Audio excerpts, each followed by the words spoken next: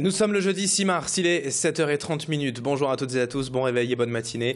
Et bon appétit si vous prenez peut-être votre petit déjeuner en notre compagnie. Et bon courage si vous partez travailler.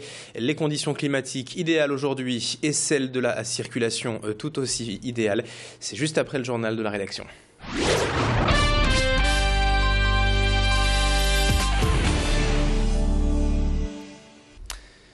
Et pour profiter de ce soleil, pourquoi ne pas prendre un peu de hauteur pour bien démarrer la journée? Et cette édition avec de belles images du LM, signé hier Idil Gunaï.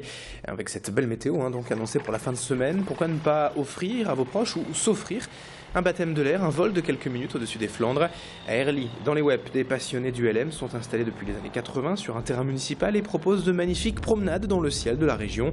Ces ultra-légers motorisés volent environ à 400 mètres d'altitude, en moyenne à 120 km/h, et c'est un moyen idéal de profiter des beaux jours et de la région. Dominique Dermanguem a créé sa société de loisirs en 1980 et depuis peu, il s'est spécialisé dans les photographies aériennes à destination des professionnels et des particuliers. Mais il propose aussi des initiations, des baptêmes de l'air, comptez 50 € environ pour 15 minutes de vol. On l'écoute au micro d'Idil Gunaï. Ce qu'on retrouve, c'est déjà sur le pendulaire, c'est le fait de pouvoir voler à l'air libre. Ça, c'est la première chose. Et de voler avec des appareils qui ont quand même une grosse autonomie, parce que vous pouvez faire en moyenne 500 à 600 km sans ravitailler. Et puis, ce sont des appareils qui sont très maniables.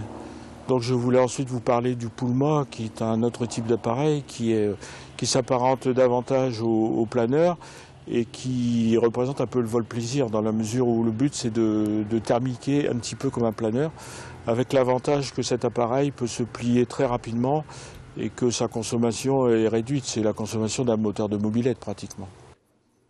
L'actualité à la une dans ce journal, les élections en municipal qui approchent évidemment avant le premier tour le 23 mars. On présente cette semaine les candidats à la mairie de Lille et pour le front de gauche, Hugo Vandamme succède à Michel de Messine. Ce conseiller municipal de 33 ans entend motiver les électeurs dans les quartiers les plus populaires et en compagnie de militants communistes, Hugo Vandamme tracte ces jours-ci avec ce slogan « L'humain d'abord ». Il propose ainsi la gratuité des transports pour les lycéens et les chômeurs, la baisse des impôts locaux et l'augmentation de la taxe foncière sur le non-bâti pour lutter contre la spéculation immobilière. Hugo Vandamme entend aussi agir contre le chômage. Il est d'ailleurs lui-même salarié de la Maison de l'Emploi. Alors si le Parti Socialiste accède au second tour, le Front de Gauche se ralliera à Martine Aubry, mais il entend tout de même faire valoir ses idées au sein d'une large politique de gauche. On l'écoute, Hugo Vandamme au micro d'Idil Gunaï. Beaucoup d'électeurs, et notamment d'électeurs de gauche, qui il y a un an ont fait la démarche de virer Nicolas Sarkozy, de voter François Hollande, attendaient du changement. Et aujourd'hui, ils constatent que il constate tous les renoncements en fait aux valeurs de la gauche, à la fois sur le travail du dimanche, sur l'augmentation de la TVA, sur la retraite à 60 ans qui est perdue, et puis des situations aussi de chômage qui s'amplifient. Et donc beaucoup de gens sont vraiment très découragés. Et voilà, et puis c'est aussi tous les cadeaux qui ont été donnés au patronat et tous les accords qui vont dans le sens du MEDEF. 7h33 et dans le reste de cette édition et de l'actualité, on revient également sur cette agression homophobe lundi soir dans le métro à Lille. 2 étudiants d'une vingtaine d'années pris à partie par des individus en raison de leur orientation sexuelle et apparemment parce qu'ils se tenaient tout simplement la main dans le métro. Depuis, les réactions ont été nombreuses de la part des élus politiques qui pour la plupart ont condamné cette agression. Les associations également s'insurgent contre l'augmentation selon elles des actes homophobes à Lille depuis un an et la loi sur le mariage pour tous. Du côté de l'enquête, grâce aux images de la vidéosurveillance, déjà 2 personnes ont été interpellées et placées en garde à vue. Écoutez la réaction de Franck Danvers, président de l'association Lesbian and Gay Pride à Lille, joint par téléphone. Ce qui s'est passé avant-hier dans le métro est grave. Les victimes, je le suppose, n'ont pas refusé que ce soit médiatisé, mais la plupart du temps, les gens préfèrent que ce soit discret et n'ont pas envie d'étaler leur vie privée, y compris les agressions dont ils sont victimes. C'est bien dommage parce que ça permettrait d'être beaucoup plus clair pour les statistiques, mais nous savons pertinemment en tant que militants que les agressions sont quotidiennes, les insultes sont quotidiennes, y compris dans le milieu professionnel, un peu partout dans les écoles.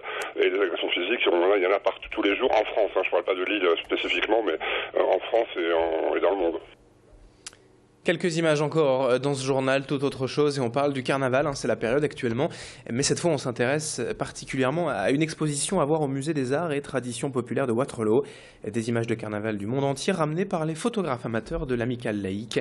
En voyageant dans la région tout d'abord à Wattrelos, Dunkerque, Tournai ou Stanford, mais aussi un peu plus loin, à Londres, Québec et même Rio, ces photos entraînent le visiteur au cœur de la foule bigarrée, déguisée, maquillée, et de cette fête chrétienne à l'origine qu'est Mardi Gras.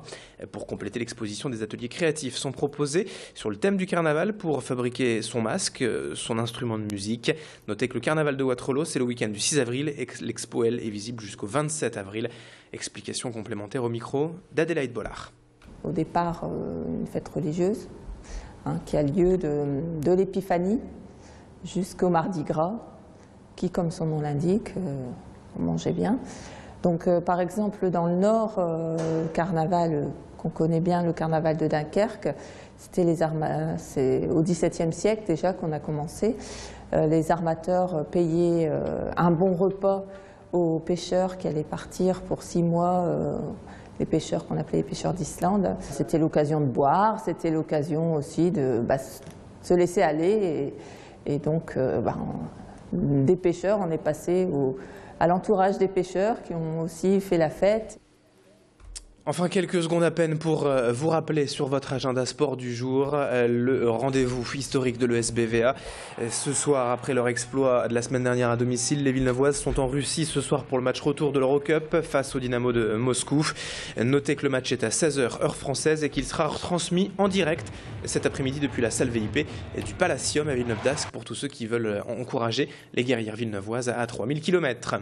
Pour l'heure, 7h36 en direct sur Grand Lille TV et on s'intéresse de près aux conditions météo et de circulation parfaites ce matin. A tout de suite.